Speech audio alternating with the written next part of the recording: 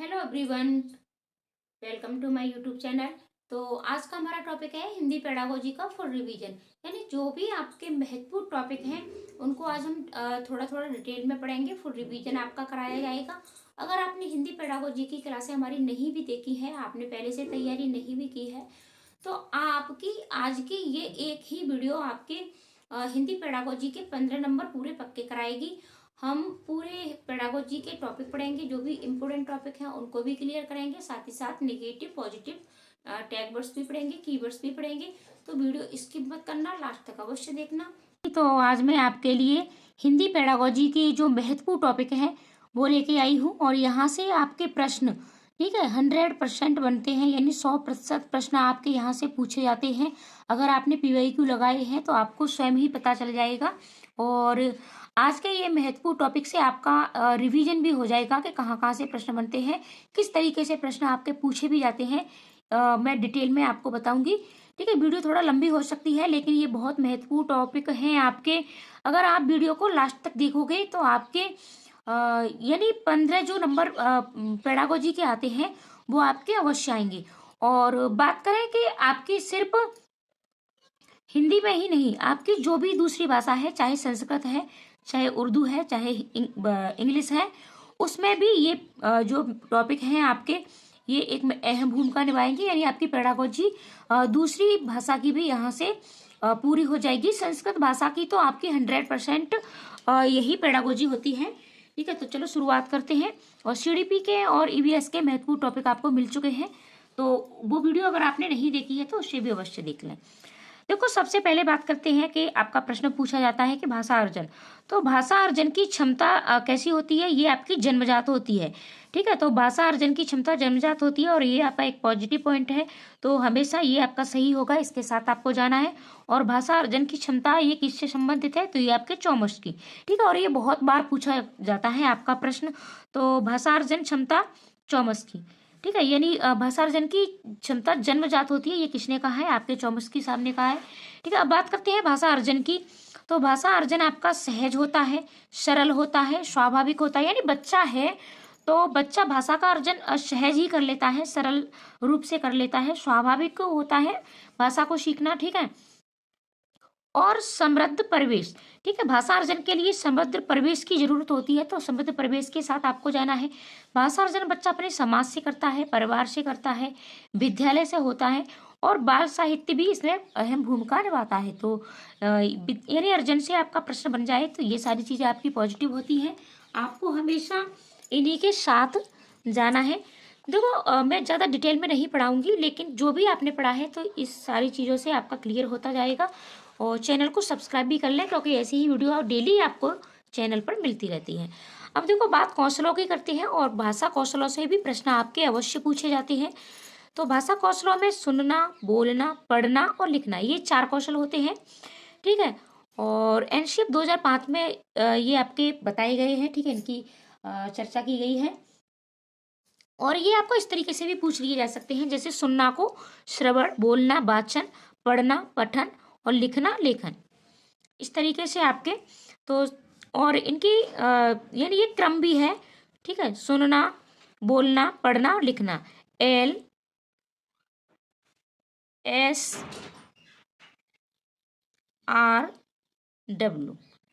ठीक है, इस तरीके से भी ये आपका कभी कभी पूछ लिया जाता है।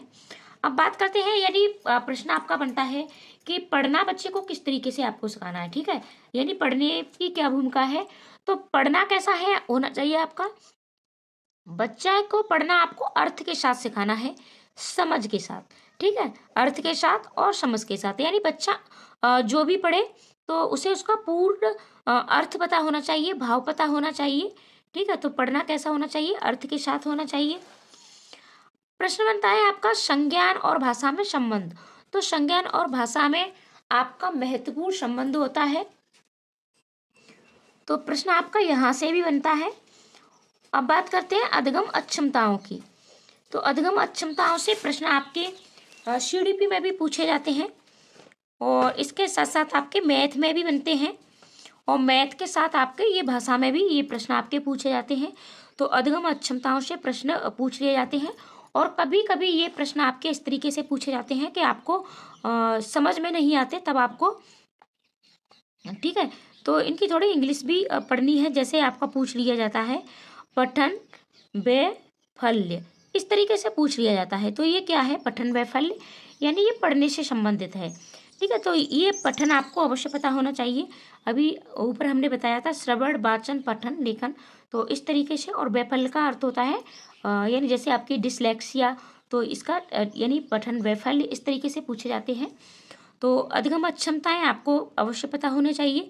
और ज़्यादातर आपकी 5 ही ज़्यादा पूछी जाती हैं।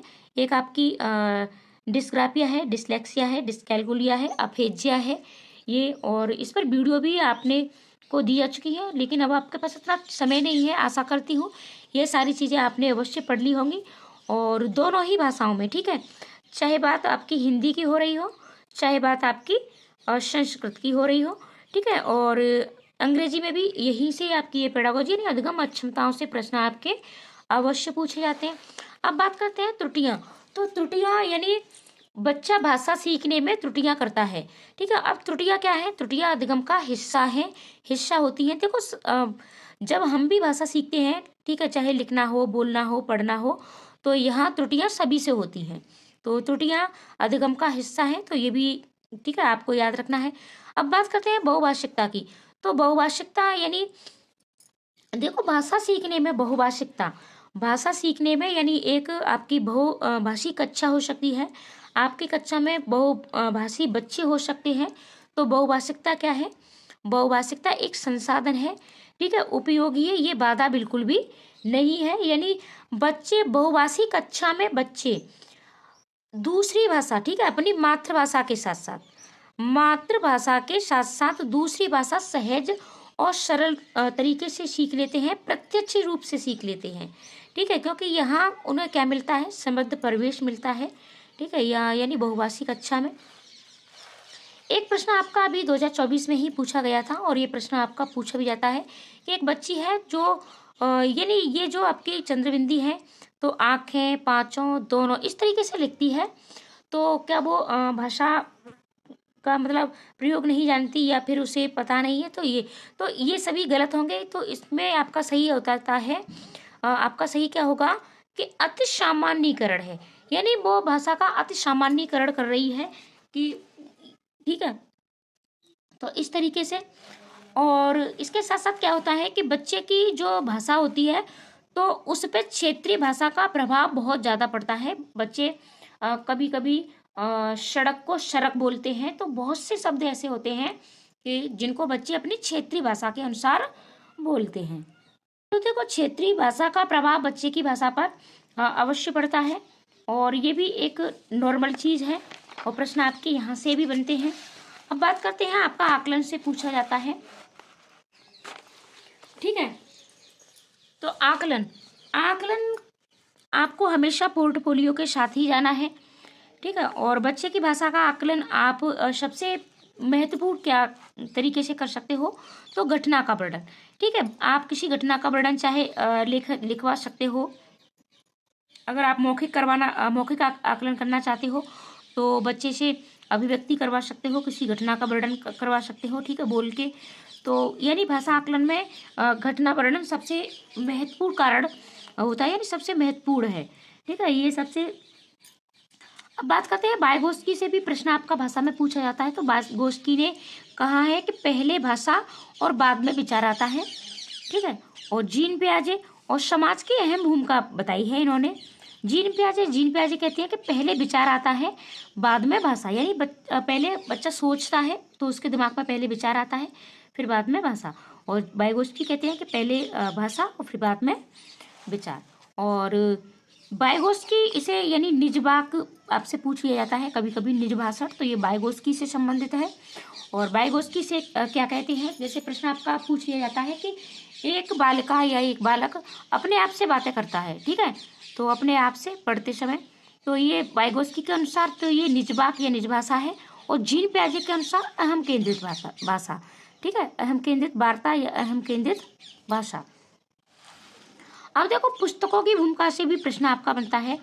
तो पुस्तकों की भूमिका क्या है, तो देखो एनसीईआरटी 2005 क्या कहता है कि यानी पाठ्य पुस्तक के अलावा भी बाहरी जीवन से जोड़ करके बच्चे को अध्ययन कराना है, चाहे वो आपकी भाषा हो, चाहे मैथ हो, यानी कुछ भी जो भी आपको बच्चे को सिखाना है, तो मात्र पाठ्य पुस्तकों पर ही डिपेंड नहीं होना है आपको। अब पाठ्य पुस्तकों से भी प्रश्न आपके इस तरीके से पूछ लिए जाते हैं कि पाठ्य पुस्तक किस तरीके की आप बच्चों के लिए चुनाव करोगे, तो पाठ्य आपकी प्रिंटेड होनी चाहिए, ठीक है। कहानी प्राथमिक लेवल पर हो या फिर जूनियर, ठीक है। कहानी बच्चे बहुत ज़्यादा पसंद करते हैं, कहानी है, कविता है, ये सारी चीज़ें अवश्य होनी चाहिए। इसके साथ साथ भाषा की विविधता, ठीक है, आपकी यानी पुस्तकों में भाषा की विविधता अवश्य होनी चाहिए, तो इससे बच्चे भाषा सीखते हैं। मूल्यांकन बच्चे का आपको किस तरीके का करना है, तो सतत मूल्यांकन के साथ जाना है आपका। आगमन विधि का प्रयोग आपको ज़्यादा से ज़्यादा करना है, ठीक है, आगमन विधि का। इसके बाद बच्चे को आपको अभिव्यक्ति के ज़्यादा से ज़्यादा अवसर देने हैं भाषा में, ठीक है। बच्चे को भाषा के सिखाने में सबसे ज़्यादा अभिव्यक्ति के अवसर देने हैं। एनसीएफ 2005 यानी रटंत्र प्रणाली से मुक्त, भाषा सीखने में कोई भी रटंत्र प्रणाली आपको नहीं अपनानी है, रट करके भाषा बिल्कुल भी नहीं सीखी जाती है। द्वितीय भाषा की बात करते हैं तो द्वितीय भाषा में सबसे अच्छी प्रणाली कौन सी होती है, ठीक है, तो सबसे यानी प्रत्यक्ष विधि होती है। प्रत्यक्ष विधि से बच्चा द्वितीय भाषा जल्द से सीखता है। इसके साथ साथ अनुकरण विधि है आपकी, अनुकरण विधि से भी बच्चा सीखता है। तो इस तरीके से ये कुछ विधियाँ, और इस सब पर वीडियो आपको दी जा चुकी है और आपने अपनी तैयारी बिल्कुल लास्ट है आपका, तो ये सारी यानी प्रश्न आपके यहाँ से बनते हैं, ये महत्वपूर्ण टॉपिक हैं आपके। एनईपी 2020 में आपकी त्रिभाषा सूत्र, और त्रिभाषा में आपका क्या है, मातृभाषा है आपकी, ठीक है। मातृभाषा के बाद साथ साथ आपकी द्वितीय भाषा में आपकी संस्कृत या अंग्रेजी है, ठीक है। तो यहाँ से भी आपकी प्रश्न बनता है, तो कौन कौन सी, या फिर आपकी एक राजकीय भाषा भी हो सकती है। इस तरीके से एनईपी त्रिभाषा से भी आपके प्रश्न बनता है, और ये 2024 में अभी करंट में ही प्रश्न बना था। और इसके साथ साथ आपको ग्रामर में भी कुछ चीज़ें पढ़नी है, क्योंकि आपके जो भी पैसेज पूछे जाते हैं वहाँ से ग्रामर में प्रश्न आपके बनते हैं। जैसे आपके कारक उपसर्ग और प्रत्यय, ठीक है, यहाँ से ही ज़्यादा प्रश्न आपके पूछे जाते हैं, लेकिन कभी आपकी संधि भी पूछ ली जाती है, विशेषण है, क्रिया विशेषण है, समास है, अलंकार है, तो थोड़ा सा इन्हें भी आपको अवश्य पढ़ लें, ठीक है, क्योंकि आपके एक दो प्रश्न आपके यहाँ से अवश्य पूछे जाते हैं, ठीक है। ग्रामर बेस ज़्यादा कुछ नहीं पूछा जाता है, तो यहाँ से भी आप अवश्य ने अपना क्लियर कर लें। इसके साथ साथ देखो कुछ आपके नेगेटिव और पॉजिटिव पॉइंट हैं, इन्हें भी हम अवश्य देख लेते हैं। वैसे तो नेगेटिव पॉजिटिव पॉइंट पर वीडियो आपको पहले भी दी जा चुकी है, लेकिन आज हम फिर से इन्हें देख लेते हैं। जहाँ भी पहले नेगेटिव है, जहाँ भी बात केवल की आ जाए ही भी सिर्फ, तो ये आपके नेगेटिव पॉइंट है। अगर आपसे नेगेटिव ही पूछा जाता है तब आपको इनके साथ जाना है, वरना ये आपके उत्तर नहीं होता है। वैज्ञानिक शब्दावली का भी प्रयोग नहीं करना है, केवल पाठ्य पुस्तकों की बात आ जाए, ठीक है, और यानी किसी बात की सिर्फ केवल यही कार्य करने से, तो केवल यही हम कर सकते हैं, तो इस तरीके से ये सभी आपके नेगेटिव होते हैं। सुंदर लेखन पर हम ये भी आपका एक नेगेटिव है। याद करना, कंठस्थ करना, ये भी आपके नेगेटिव हो गया। काव्यात्मक भाषा है। पाठ्य पुस्तक ज्ञान पर बल आपको नहीं देना है, बच्चे को आपको बाहरी जीवन से जोड़ करके पढ़ाना है, ठीक है। मानक भाषा पर बल भी आपको बिल्कुल भी नहीं देना है। और जहाँ भी बाधा जटिलता की आ जाए, ठीक है, कि भाषा बाधा होती है, जटिलता होती है, बहुभाषिकता एक बाधा है, जटिलता है, तो ये भी आपके निगेटिव हैं। मातृभाषा को आपको अनदेखा नहीं करना है, मातृभाषा को बच्चे की को आपको हमेशा बढ़ावा देना है, ठीक है, उसको सम्मान देना है। मातृभाषा को क्या करना है, मातृभाषा को आपको बच्चे की मातृभाषा जो भी मातृभाषा है उसको सम्मान देना है। और जो भी बच्चे की प्राथमिक भाषा, ठीक है, लेवल पर आप जो भी बच्चे को सिखाओगे, ठीक है, अध्ययन कराओगे, तो उसकी मातृभाषा में ही आपको बच्चे को सिखाना है। पॉजिटिव पॉइंटों की बात करते हैं, तो भाषा प्रयोग के बच्चे को ज़्यादा से ज़्यादा आपको अवसर देने हैं। विद्यालय पूर्व, ठीक है, प्रोत्साहन आपको बच्चे को अवश्य देना है। विद्यालय पूर्व शिक्षा, बच्चे यानी जब भी विद्यालय आते हैं तो पूर्ण भाषा से लैस आते हैं, ठीक है। तो बच्चे जब भी विद्यालय से आते हैं हमारे में, तो विद्यालय पूर्व वो क्या करके आते हैं, पूर्ण मातृभाषा से लैस आते हैं। बच्चे की मातृभाषा को आपको स्वीकार करना है। अर्थ के साथ बच्चे को पढ़ाना है, यानी पढ़ना कैसा होना चाहिए, अर्थ के साथ होना चाहिए। बाल साहित्य, ये भी आपका पॉजिटिव है। प्रिंट, समृद्ध माहौल, ये भी आपका पॉजिटिव है। सीखने में वृद्धि, विचारों की अभिव्यक्ति, बच्चे को आपको ज़्यादा से ज़्यादा विचारों की अभिव्यक्ति करानी है। और मौलिक विचार बच्चे से आप ठीक है, यानी बच्चे के जो भी मौलिक विचार हैं उनको आपको बढ़ावा देना है। घटना का वर्णन करवा सकते हो। भाषागम प्रयासपूर्ण, यानी विद्यालय जाने के बाद प्रयासपूर्ण होना चाहिए। विद्यालय पूर्व तो आपका सहज और स्वाभाविक होता ही है। मूल्यांकन आपको सतत करना है। आकलन आपका पोर्टफोलियो आधारित होता है। तो ये कुछ पॉइंट थे, महत्वपूर्ण टॉपिक थे भाषा के। तो आशा करती हूँ कि आपकी पूरी जो भी भाषा है, ठीक है, उसके जो महत्वपूर्ण टॉपिक है, यहाँ से आपके प्रश्न 15 पेडागोजी के अब हिंदी में भी पूछे जाते हैं, 15 आपकी संस्कृत हो वहाँ भी पूछे जाते हैं। तो दोनों में ही आपको कन्वर्ट कर लेना है संस्कृत में आपको। तो ऐसी ही वीडियो चैनल पर मिलती रहती हैं, चैनल को सब्सक्राइब भी कर लें। वीडियो अच्छी लगी हो तो लाइक कमेंट करना भी बिल्कुल ना भूलें और अपने दोस्तों को शेयर करना भी ना भूलें। मिलते हैं ऐसी ही अन्य मोटिवेशन वीडियो के साथ। आज के लिए इतना ही, धन्यवाद।